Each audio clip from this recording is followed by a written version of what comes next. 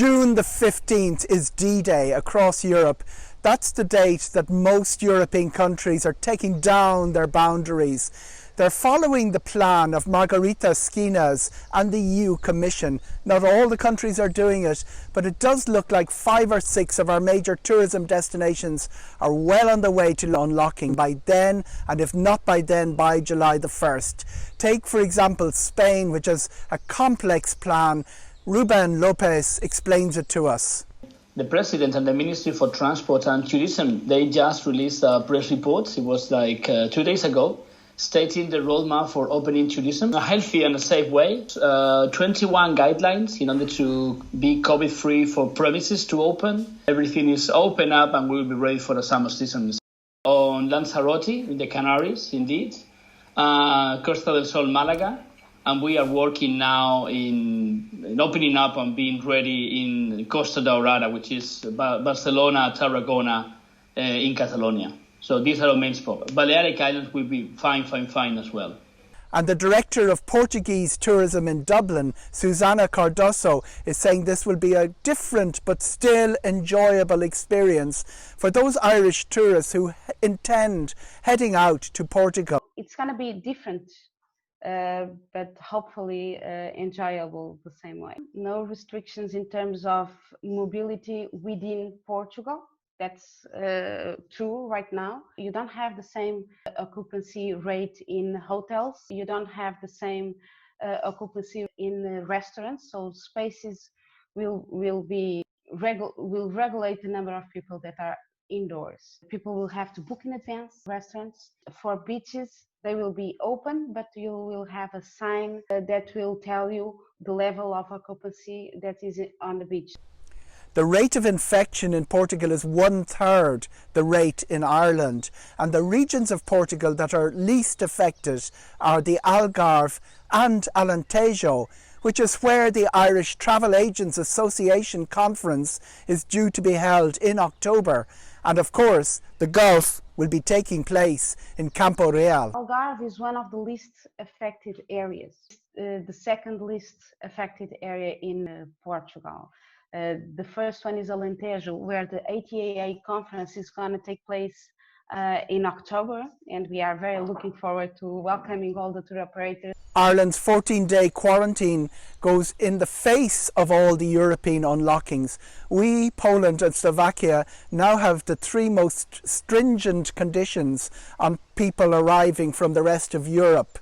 But the quarantine is up for review on June the 18th, and it does look like these medical advisors to the government want to keep travel out of Ireland off the list of priorities until August the 10th. Among those displeased by this, unsurprisingly, was Michael O'Leary of Ryanair. The Department of Transport, there's a facilitation committee meeting today, and they all accept that actually that the quarantine is completely useless. We've offered to actually guarantee online, all of the addresses and contact details for passengers, and we will send them online to whoever wants them. Department of Health. Department of Health said, "Jesus, we don't want them. We don't know what to do. We can't use them." And the terms and conditions of the 6-month credit note, the voucher system, that have still not been released by the Department of Transport, are still being discussed. 6 months' time. By that time, we should have the money back from all suppliers. All they're doing is saying, give the small businesses a bit more time to give you your money back. That will create consumer confidence. People will rebook, they'll use their vouchers, but they can't use them if they don't have them. If it doesn't happen within the 6 months, we're now back to the same scenario where we have people coming back for refunds in 6 months' time. If we haven't received them, then we're going to have to push it out again. 6 months is a good step, and I thank for the people, for the government and people that have done the effort of bringing that forward. But we think that people will mostly travel next year. I want to see the details of it. It's good in that I'm really delighted in that regardless of what happens, we can now assure our customers if they don't have a travel plan that the money we hold for them is bonded and licensed and it's guaranteed, and that's a really great comfort. Even if they decide later on, I'm not going to travel or I'm not going to travel, we can put our hand over heart and say your money is safe. Whatever you want, it might take time to process, but whatever you want, you will be able to get it. This was a big week for travel agents and for all businesses connected with tourism as the COVID-19 payments came up for review. 5 travel agencies have not survived this crisis so far. The fact that so many have is due to the payment schemes. It's very important they be kept in place. The most important one for the government to address is to continue with the wage supplement for travel staff. We were the first industry to get hit by the virus. We're going to be the last to get out of it. Because it's all dependent on so many things. So for the lean season between September and December, travel agents will critically need that wage support from the government. The Travel Agents of Ireland still have 2 major issues they need to keep focus on: cash and clarity. Suppliers really need to continue doing what they have been doing, engaging with us, helping us to move that deposit out, giving us the best degree of flexibility and the assurance that when we come into next season, that they're not going to start applying change fees and amendment fees to further changes. We all need to try and get back up and moving and running and money starts to circulate. Because once money circulates, you know, I pass it to you, you pass it to X. So it's all about, in my opinion, trying to get money flowing through the system so it can be passed from A to B to C. Once at the moment, there's nothing happening in terms of no money passing hands, so it's totally stagnant. But I have got to say that a lot of the operators have been very good. So, you know, I think the industry has coped well, given the enormous task that, you know, if we can anticipate what we're asking customers to do, which is pick a destination, pick the same destination and pick a date for 12 months out. We've never had to deal with that, and we don't know what the fallout of that is going to be.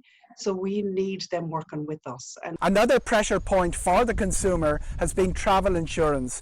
We asked Kieran Mulligan to explain what exactly is covered and what is not since the start of this crisis, and how have policies changed. Known event. Anybody that had a policy before the 17th of March and who had already had a booking made, they are covered for COVID-19 in the event that down the road they're unable to get a refund from airline accommodation provider. Yes, if they've got travel disruption, that would cover them. If they don't, unfortunately, then they're relying on, you know, their best effort. Look, I have friends in the airline industry. From our aspect of insurance, we're saying realistically, if a country is saying no foreign visitors are allowed, whether you're flying there as an airline, we're saying, you know, you should be reimbursing people because people are not allowed to land in the country. We are nowhere near returning to normality, but Kieran Mulligan of Blue Insurances and Geraldine McFadden of Aquasuites have put in place a travel agent competition, the first in months. It is to nominate a travel agent who's performed during the current crisis. We'll have a competition running soon to the trade in relation to people that have done something good for people during this crisis, have cheered people up. That's in conjunction with Aquasuites. So there'll be a holiday to Lanzarote when things go back. Among those getting ready is Aer Lingus. They released their video which highlighted the filter systems on aircraft. This is an important message for consumers as the travel trade and the consumer seeks a return to confidence which will get people moving before the end of the school holidays. Aer Lingus will be checking in cabin baggage for free when flights resume at a more than skeletal level that they are at the moment. The idea is that passengers will not be loading cabin bags into the overhead trays while on board the aircraft. Priority boarding will be dropped. Passengers will be boarded and deplaned in small groups.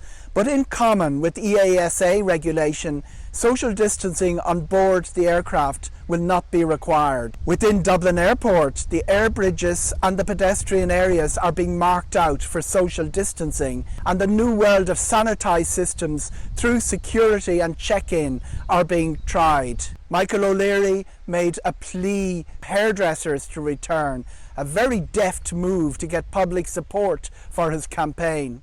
I know from personal experience that my wife, wants to get her hair done. Nearly every European country, including the Italians, the Spanish, have all reopened the hairdressers. The bald Dr. Holland says we know no hairdressers until the 20th of July. But he himself is a victim of the closure of hairdressers. You got Willie Walsh's barber by the look of your last video appearance. Oh, well, you know, my wife was doing the kids' hair about 2 weeks ago. She left she left what it is, the radio, whatever that thing is, there late on a Sunday evening. So she was put into bed. I got hold of it and went at it. Very efficient. My name is Eoghan Corry. The Travel Wrap is commissioned by the Irish Travel Agents Association. The views here are my own.